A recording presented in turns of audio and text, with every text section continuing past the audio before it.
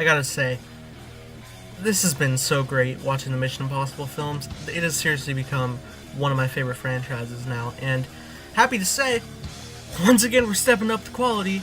Ghost Protocol so far is now my favorite Mission Impossible film. I mean, seriously, the fact that they do keep getting better at this rate, I am very excited for Rogue Nation.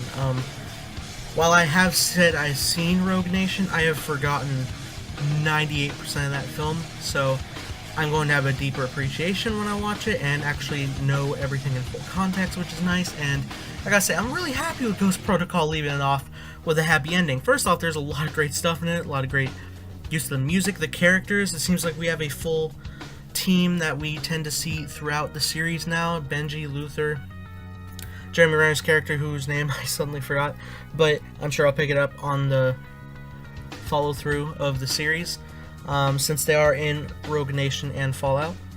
I don't know if the woman who was in this film, Agent Carter, is going to stick, because I didn't see her in any trailers for Fallout.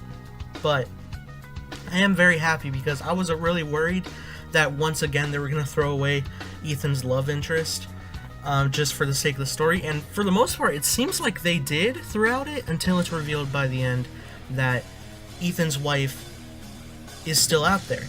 They just had to fake her death so that she would be safe, and that's very nice. And even though they can't really necessarily be seen together, at least not at the moment, like, they saw each other across the pond, and they're happy that each other is safe, and it's so nice. It's nice to see Ethan have a happy ending, so to speak, by this film. I mean, he has a new crew, which it's interesting because, like, when we first started the series with the first Mission Impossible, he's seemingly with this crew who he's known for quite some time, and they all die. He literally loses all of his crew, which in essence is sort of his family, so to speak, since this is mostly his life.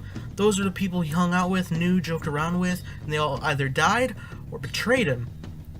And now we're here where he is happily married, his wife is safe, and he has a new set of crew that are his friends, and more so his family at this point. And that's just so nice to see that come to a full circle. And I've heard people say that this is the best Mission Possible since the first one, maybe even better, and I definitely think it's better. I think it's the best so far, and it's just so good. And oh my god, that skyscraper sequence where he had the climate, that was great. That was cool, suspenseful. I loved it.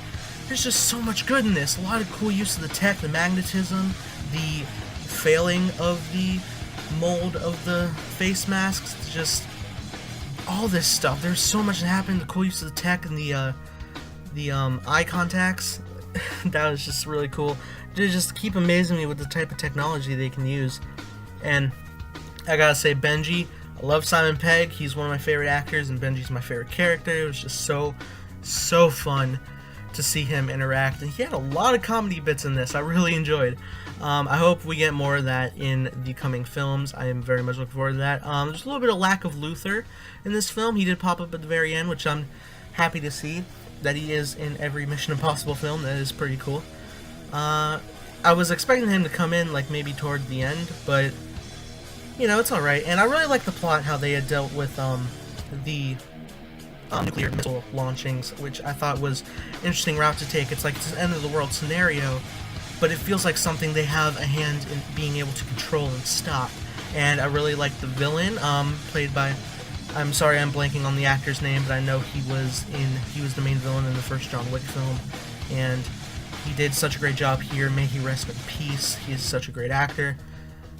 Just all in all, guys, Mission Impossible Ghost Protocol is just masterfully done. Brad Bird did a great job. I caught both of his A113 little Easter eggs. One's on the ring, and when Ethan called in the extraction, Alpha 113. I thought that was really cool.